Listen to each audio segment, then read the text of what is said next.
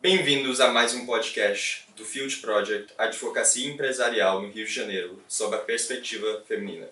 Eu sou Ian Costa e esse é o Guilherme Barreto, meu colega, e hoje estamos aqui com a Rosângela Delgado, sócia fundadora do escritório Costa Rodrigues. Rosângela, muito obrigado por estar comigo. Eu que agradeço, gente. É um prazer receber vocês aqui. Muito obrigado. Bom, Rosângela, então, para a nossa primeira pergunta, a gente sabe que você construiu sua carreira na advocacia através do Veirano, que foi o escritório que você começou. Então, você começou como estagiária e escalou até se tornar sócia. Então, eventualmente, você saiu e fundou o Costa Rodrigues. Então, primeiramente, conta um pouquinho para a gente como foi essa sua carreira no Veirano e se você acha que o fato de você ser mulher teve alguma influência relevante nessa trajetória. Vamos lá. O Veirano, para mim, foi uma grande escola, obviamente, porque eu comecei lá como estagiária, me tornei associada, depois sócia, fiquei lá por 29 anos.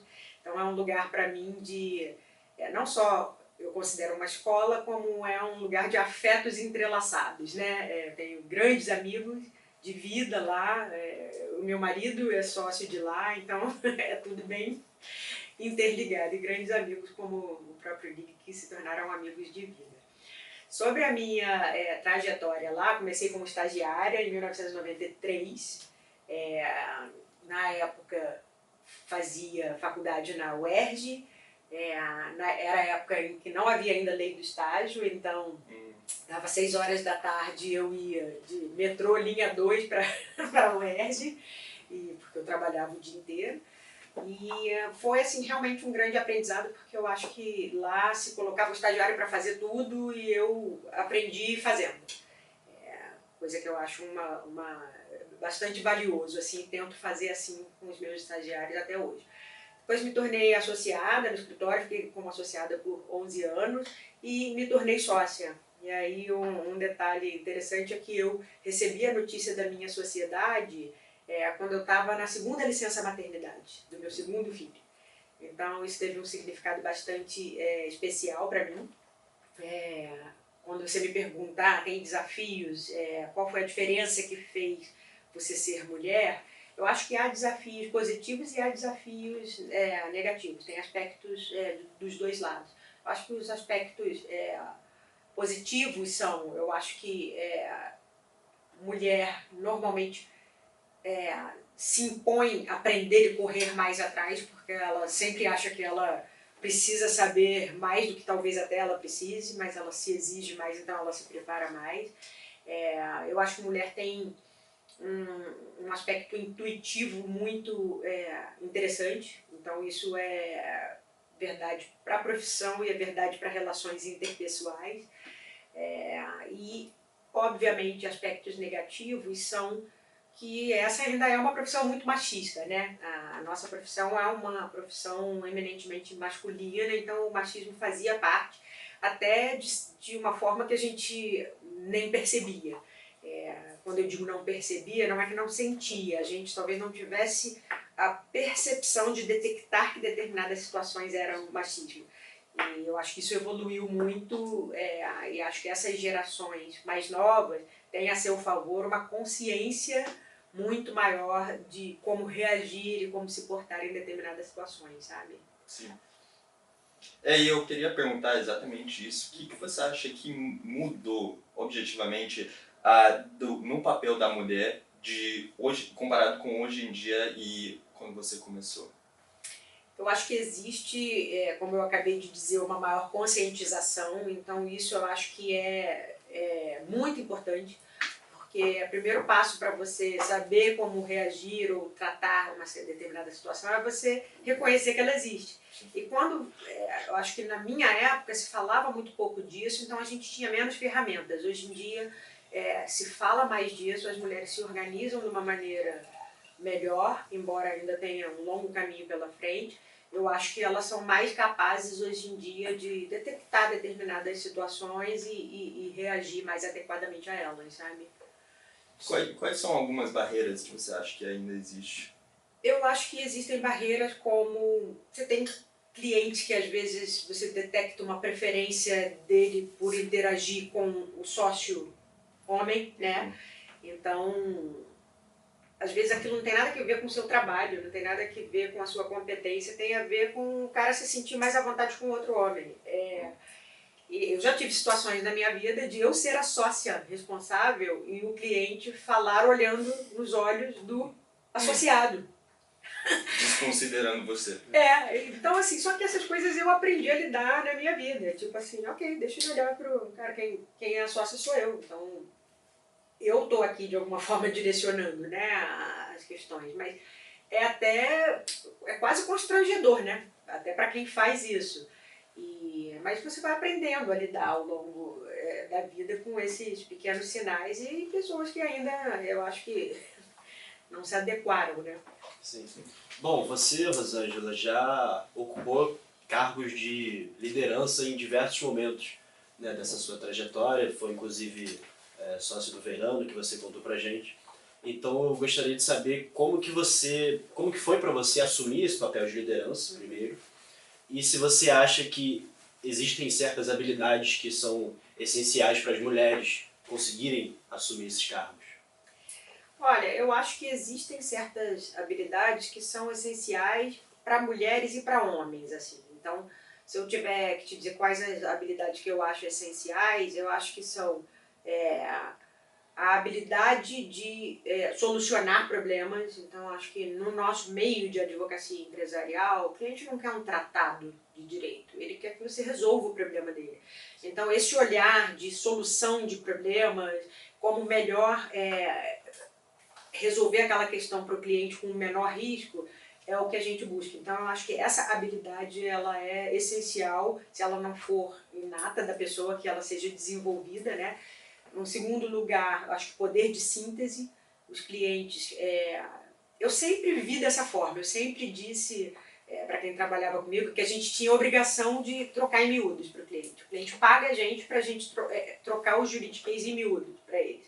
E isso é cada vez mais verdade, né? No mundo de hoje, em que a informação é rápida, as coisas são instantâneas, então o cliente não tem paciência de ler um tratado, um memorando gigante.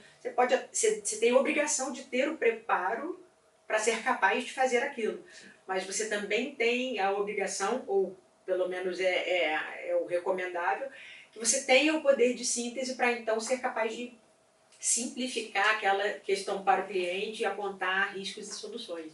Então, eu acho, e isso junto com, obviamente, as habilidades interpessoais, né, a capacidade de receber feedback, de receber críticas e dá-las também, quando você estiver na posição de fazer as críticas, né? Mas eu acho que essa capacidade de ouvir aquilo em que você precisa melhorar, aquilo que você precisa desenvolver, é fundamental né, para o sucesso de qualquer um na profissão, eu vejo assim. Sim, e você acha que quando colocados lado a lado, uma mulher e um homem com essas mesmas habilidades, você acha que talvez a mulher tenha que tentar se destacar um pouco mais para realmente fazer presença naquele ambiente? Eu acho que isso ainda acontece, não é todas as vezes, mas ainda acontece uma coisa de ser mais natural para os homens se relacionar. Existe uma certa irmandade masculina que permite, eu brinco que é a broderagem, né? Tipo assim, é muito mais fácil para um sócio homem chamar um cliente homem para ir tomar um chopp, para falar de trabalho, do que a mulher fazer isso. Então, existem diferenças e o que eu acho é que a mulher, ela deve procurar fazer o que ela tem que fazer sem tentar ser um homem, sem tentar imitar um homem. Foi isso que eu aprendi ao longo da minha vida. Eu, eventualmente, não vou chamar aquele cliente para tomar um chopp, porque pode ficar uma situação desconfortável. Mas eu tenho N formas de fazer promoção, marketing, da minha forma. Então, acho que as mulheres têm que buscar achar o seu jeito de fazer, que pode não ficar nada a dever, sabe? E em termos dessas habilidades, que lá tem distinção entre os dois, talvez exista, às vezes, uma preferência de um sócio trabalhar com outro homem, mas eu acho que isso cada vez mais tem mudado e eu acho que a mulher tem que sit at the table, né, como se diz, e se fazer ouvir e ocupar o seu espaço. Bom, Rosângela, a gente sabe que atualmente a pauta da saúde mental nesses ambientes, né, corporativos, esse ambiente da advocacia empresarial, está sendo muito mais debatida. Como foi, na sua trajetória, lidar com essa pressão e com toda essa questão da saúde mental e do equilíbrio da sua vida pessoal com a sua vida no trabalho? Olha, eu diria que já foi mais difícil. Antigamente existia um certo tabu com essas questões de saúde mental, né? Se uma pessoa tivesse deprimida, ela tendia a esconder isso e as pessoas tendiam a falar sobre isso com, sabe, meio cheia de dedos e evitando usar determinados termos. Eu acho ótimo que hoje em dia as pessoas possam falar sobre saúde mental, que exista uma abertura maior. Eu já tive situações de gente perto de mim tá passando por uma depressão e abrir isso pra mim e a gente falar, cara, vai se cuidar, fica, sabe, 1, 2 semanas em casa e a pessoa voltar muito melhor. Então eu acho que é muito positivo que a gente possa falar de saúde mental hoje em dia com menos barreiras, sabe? Eu acho que já foi mais complicado e isso aí eu vejo como uma enorme evolução. Acho assim, realmente um progresso que a gente possa falar disso hoje. E você acha que às vezes a pressão desses ambientes, né, que de fato são ambientes que às vezes pressionam muito e muitas pessoas não conseguem lidar de uma forma muito boa. Você acha que essa pressão ela pode prejudicar? Eu acho que a pressão prejudica sempre. A questão é como você lidar com aquilo e transformar aquilo em alguma coisa, se não positiva, pelo menos em alguma coisa que não te afete tanto. Então eu acho que cada um tem que descobrir as suas válvulas de escape, sabe? Para alguns vai ser correr, para outros vai ser nadar, para outros vai ser fazer uma aula de violão, o que quer que seja. Eu acho que você precisa achar espaço na sua vida para ter aquela descompressão, porque é um mundo e é um meio em que essas cobranças existem, cobranças por produtividade, né? Às vezes pressão do próprio cliente com relação a algum assunto urgente, você precisa ser capaz de lidar com aquilo, reconhecendo quando realmente é urgente, mas também reconhecendo quando não é e você precisa se impor limites ou impor limites até ao próprio cliente ou quem trabalha com você. Porque se é, né, uma coisa de um dia para o outro, você precisa caçar uma liminar, ok, é urgente, não tem jeito. Mas muitas vezes é uma pressão desmedida e desnecessária. Então, né, você precisa ser capaz de reconhecer essas situações para poder colocar os limites adequados. Rosângela, eu queria voltar um pouco mais à sua trajetória. Após de 2 décadas atuando no Verano Advogados, você decidiu fundar o Costa Rodrigues. Como que veio essa ideia e quais foram alguns desafios e aprendizados que você tirou dessa experiência? Olha, gente, eu diria que é uma variedade de razões, né? Não é uma razão só. Eu acho que eu estava há 29 anos no Verano, era o meu único referencial profissional, um que foi, né, como eu disse, uma grande escola, um grande aprendizado, grandes afetos, mas eu sentia que era a hora de eu dar uma pausa. Que existe um pacote também de grandes escritórios que não é fácil de lidar, né?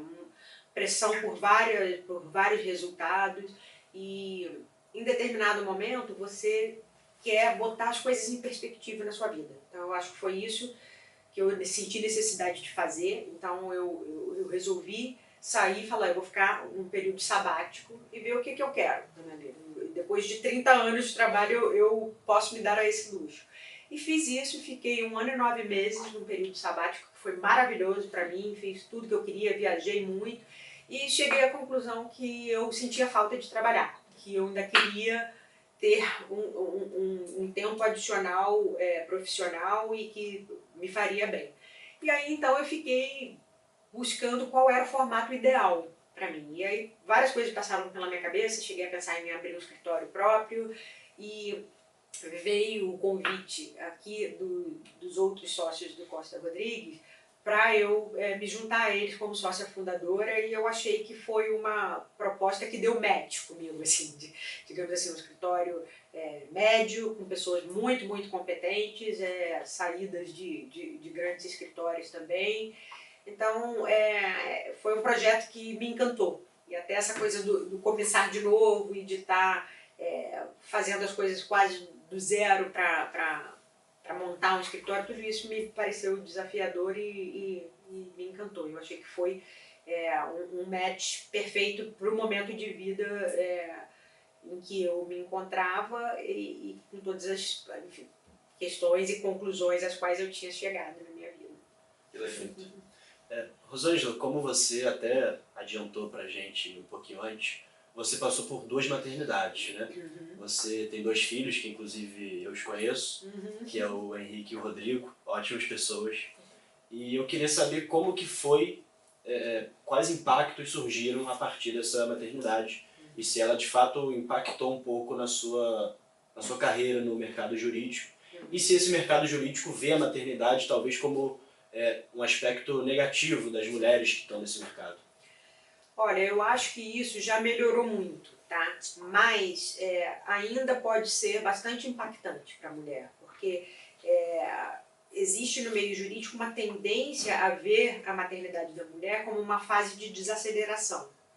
E o que eu acho, que eu sempre digo, é que essa escolha deve ser da mulher. Muitas vezes o escritório, ou o sócio, ou a sócia que trabalham com aquela mulher, partem do princípio de que como ela teve filho, ela tem que ficar ali numa coisa café com leite. Ah, não vou envolver em grandes projetos porque ela teve filho. Ah, não vou mandar para essa viagem porque ela teve filho. Você perguntou para ela se ela quer? Muitas vezes a mulher está pronta para voltar com tudo e as pessoas estão botando ela em banho-maria. Então, eu acho que ainda existe uma tendência de ser uma fase de, se não desaceleração, pelo menos de estagnação, se você não cuidar. Então, eu acho que para as mulheres eu diria, cara, verbalizem também. Se você estiver pronta para voltar ao ritmo normal, verbalize. E para os chefes eu diria, cara, procure checar com a pessoa que acabou de ter filho, se ela já está pronta para voltar ao ritmo normal, se ela quer ou não quer ser envolvida num projeto que demande muito, porque muitas vezes ela quer e partem do princípio de que ela não quer. Então eu acho que ainda tem aí desafios, inclusive financeiros, em alguns escritórios, né? Eu sou de uma época em que não tinha nem licença remunerada, olha que loucura. Hoje em dia isso já evoluiu, já tem licença remunerada, mas na minha época o escritório não pagava a licença remunerada para quem quisesse ter filho. Então, tipo, se você quisesse ter filho era problema seu, você ia ficar sem o dinheiro daqueles meses. Era um negócio assim muito surreal, né? Não cabe no mundo de hoje e isso já evoluiu, mas ainda acho que às vezes é visto como um hiato na carreira da mulher e não deveria ser. Acho que isso tem que ser tratado e conversado, sabe? Com a própria mulher que teve filho. Sim. E no seu caso, particularmente, você acha que teve um grande impacto na sua carreira? Eu acho assim, eu até me sinto privilegiada porque eu sempre tive uma estrutura familiar, né, com babás e ajudantes que me ajudaram muito. Mas eu vejo que hoje em dia, então assim, teve impacto? Teve. Não é dizer que não teve não, mas eu também, como eu tinha acabado de me tornar sócia, eu me sentia na obrigação de ir a tudo quanto é viagem, coisas que talvez hoje até eu não fizesse, mas eu fazia na coisa da autocobrança. Mas hoje eu vejo que tem uma flexibilidade maior para as mulheres, que eu acho muito bacana. Então, assim, eu adoraria, com meus filhos pequenos, ter podido, alguns dias, trabalhar de casa, só para estar com eles. Mas não existia home office naquele momento, não existia essa flexibilidade e possibilidade de se trabalhar de casa tão bem quanto a gente tem hoje. Então, eu acho que isso veio para melhor. Ainda é um desafio para as mulheres, mas eu acho que foi ficando mais flexível e é bom que seja assim, porque às vezes a mulher pode ser tão produtiva quanto, só que ela poder ficar em casa e poder dar alguma assistência que ela precise, né, para os filhos 1, 2 vezes na semana, já para ela é um grande alívio. Né? Porque na minha época era muito comum as mulheres às vezes terem filhos e depois desistirem da profissão, porque ficava incompatível e não havia flexibilidade. Né? Então a flexibilidade, eu acho que ela é muito bem-vinda e ela deve, eu acho que estar presente mesmo e se permitir às mulheres que exerçam a sua maternidade sem prejudicar as suas carreiras. Né? Total. Rosângela, Além do compromisso com a inclusão e a diversidade, o Costa Rodrigues tem algumas iniciativas para apoiar o desenvolvimento de mulheres no setor jurídico empresarial? Sim, a gente é um escritório super jovem ainda, né? Tem 6 meses de formação, mas a gente já aderiu ao Pacto Global da ONU para a Sustentabilidade. E um dos pilares, um dos objetivos desse pacto é a igualdade de gênero. Então, isso certamente é uma meta nossa. Existem muitas mulheres em cargos de liderança aqui, e a ideia é que a gente aumente esse número, mas a gente ainda está trabalhando em políticas mais concretas, em termos de números, etc. Então, somos um escritório jovem, já nascemos preocupados com a questão de diversidade e inclusão, já aderimos a esse pacto da ONU, mas ainda temos um caminho pela frente para outras iniciativas, mas sempre tendo em mente a questão da igualdade de gênero, certamente. Você tem enxergado um impacto com essas iniciativas? Olha, eu acho que existe um impacto principalmente de mudança de mentalidade. As pessoas hoje em dia têm isso na sua pauta, uma coisa que não era verdade antigamente. Então,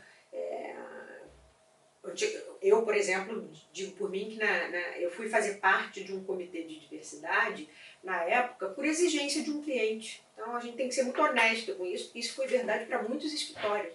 As pessoas às vezes ficavam só no discurso até ser exigido da gente que se criasse alguma coisa mais concreta.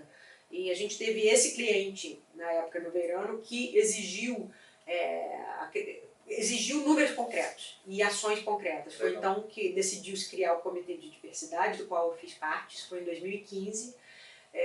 E eu sinto muito orgulho de ter feito parte da criação daquele grupo e de todas as iniciativas que a gente tomou. O comitê existe lá até hoje e é uma das medidas que a gente quer tomar aqui no Costa Rodrigues, a criação de um comitê de diversidade e inclusão que possa capitanear essas iniciativas de uma maneira mais organizada, sabe? Porque às vezes a gente tem a boa intenção, mas as coisas não podem ficar só no discurso. Sim. Elas precisam ir para a prática e para isso você precisa se organizar. Então, eu vejo de maneira muito positiva a criação desses comitês e o acompanhamento de metas mais concretas, sabe? De forma que você realmente possa medir a evolução naquelas áreas. Perfeito. Bom, e para as mulheres que estão se formando agora no direito, quais são os desafios que você enxerga que elas podem vir a enfrentar e como que elas podem enfrentá-los? Gente, eu acho que a gente ainda vive num meio, né, o mercado jurídico ainda é um mercado masculino, mas eu acho que as coisas já evoluíram bastante. A gente tem hoje muito mais mulheres em posição de liderança, né, de poder, e isso é fantástico. Eu diria que as mulheres, acho que têm que, antes de mais nada, deixar de lado essa questão de síndrome de impostor. Será que eu consigo? Vocês conseguem, ser at the table, faz a sua parte, você é capaz, né? Em segundo lugar, eu diria, organizem-se, sabe? Eu vejo com muito bons olhos hoje em dia todas essas associações, esses grupos de mulheres. Eu conheço alguns, advogadas estratégicas, advogadas energéticas, advogadas de mercado de capitais. Isso é muito bacana porque fortalece a relação entre as mulheres, geralmente são mulheres já em posição de liderança também, fortalece o networking e fortalece a causa. Eu acho que você passa a ver outras mulheres em posição de poder e de liderança e você naturaliza mais aquilo e você começa a ter uma preocupação de ter aquilo na sua pauta, de também olhar para outras mulheres, vou passar esse trabalho, vou procurar uma sócia para passar esse trabalho. Essas coisas começam a ser mais abertamente discutidas e eu acho que isso é muito saudável. Então eu diria, organizem-se e adaptem-se, né? Porque aí eu acho que é uma questão de se adaptar também ao mundo como ele é hoje, que tem lá todos os seus desafios. E mesmo para as próximas gerações de advogados que ainda virão, o que você acha que vai ser o futuro para elas? Olha, eu acho que o futuro deveria ser de cada vez mais mulheres em posição de liderança. Eu acho que existem desafios que são iguais para todos e alguns que são específicos das mulheres, né, como a conciliação de maternidade com carreira, às vezes sabe, um ambiente ainda masculino no trabalho, algumas situações até de assédio que existem, né? Então as mulheres precisam, eu acho que se organizar e se fortalecer e se reunir para lidar com essas questões de uma maneira menos sofrida. Eu acho que pode ser muito menos sofrido quando existe esse suporte da coletividade. Eu acho que isso é muito importante. Bom, perfeito, Rosângela. Agora, pensando no mercado jurídico, de fato, quais são as tendências que você acha que, enfim, por conta desse avanço tecnológico e o avanço do mundo mesmo como um todo, quais são as novas tendências desse mercado que você acha que vão vir a acontecer? Eu acho que a gente tem uma tendência de ter disputas cada vez mais sofisticadas, né? Disputas societárias, concorrenciais, comerciais. Eu acho que a gente tem a inteligência artificial chegando com tudo, né? Aquela história, adapte-se ou seja engolido por ela, né? Então eu acho que a inteligência artificial vai trazer uma nova era aí para os advogados e clientes, com muitas tarefas antes executadas por advogados e estagiários, agora sendo executadas pela inteligência artificial. Então o que eu acho que isso vai trazer de mudança é que o trabalho do advogado vai passar a ser cada vez mais de valor estratégico. É você conseguir trazer a nuance que a inteligência artificial não traz, é você trazer a sua experiência pessoal para uma determinada situação de um cliente que vai dar a ele o conforto que ele precisa para te contratar. Então, o advogado vai precisar trazer valor estratégico, cada vez mais para a mesa, né? E isso vem não só com o saber o direito, mas como aplicar o direito para solucionar da melhor forma aquela questão concreta para o cliente. E eu acho que o diferencial vai ser esse, é o que você agrega de visão estratégica e de experiência pessoal. Sim. E por conta disso, você acredita que talvez tenha que ter alguma reformulação nos cursos de direito do Brasil? Esses cursos que muitas faculdades são bem tradicionais, né, no ensino. Olha, eu acho que as faculdades que saírem na frente e conseguirem treinar os seus alunos para dominar a inteligência artificial e usá-la a seu favor, vão certamente estar agregando uma vantagem para esses alunos. Porque é aquilo, o novo sempre vem, né, gente? O novo vem, queira você ou não. E a forma é como você lida com isso, né? Então você precisa ser capaz de assimilar, agregar, incorporar aquela nova ferramenta ao seu trabalho, mas também ser capaz de ver onde que você agrega o diferencial, que é a história do valor estratégico. O cliente vai eventualmente não querer te pagar mais para comparar relatório, para fazer vários trabalhos de due diligence que antes eram feitos manualmente, que agora podem muito rapidamente ser feitos, né? Outro dia eu tive uma experiência de o cliente mandou para a gente um hard drive com vários, assim, milhares e milhares de documentos. Eu fiquei 3 horas tentando achar a documentação que nos interessava e aí eu falei, cara, eu vou usar a inteligência artificial para isso. Humilhantemente, ela em 30 segundos achou tudo que eu não achei em 3 horas. Eu falei, cara, não dá para competir com isso. Isso é a nova realidade. Então, mas é claro, ela achou aquilo ali. Agora, o que vai ser feito e apresentado de solução para o cliente depois que você localizou determinada informação, aí é com o advogado e eu acho que aí é que a gente tem que fazer a diferença. Não adianta eu querer competir de ser mais rápido que a máquina para localizar aquilo ali nos documentos, porque eu não vou fazer, é humanamente impossível. Então eu acho que é conciliar realmente as novas ferramentas com aquilo que a gente pode agregar de valor para o cliente. Porque eu acho que ainda o advogado ainda não vai ser substituído. Ainda não sei se no futuro, mas então é uma questão de você realmente utilizar as ferramentas a seu favor. Tem que acompanhar o avanço, né? Tem que acompanhar esse avanço, tem que saber usar. Então acho que assim, aqui no escritório está todo mundo fazendo os cursos de inteligência artificial, a gente tem muita preocupação e interesse nisso. E realmente eu acho que é fantástico você poder utilizar, sabe, a inteligência artificial como ferramenta de ajuda.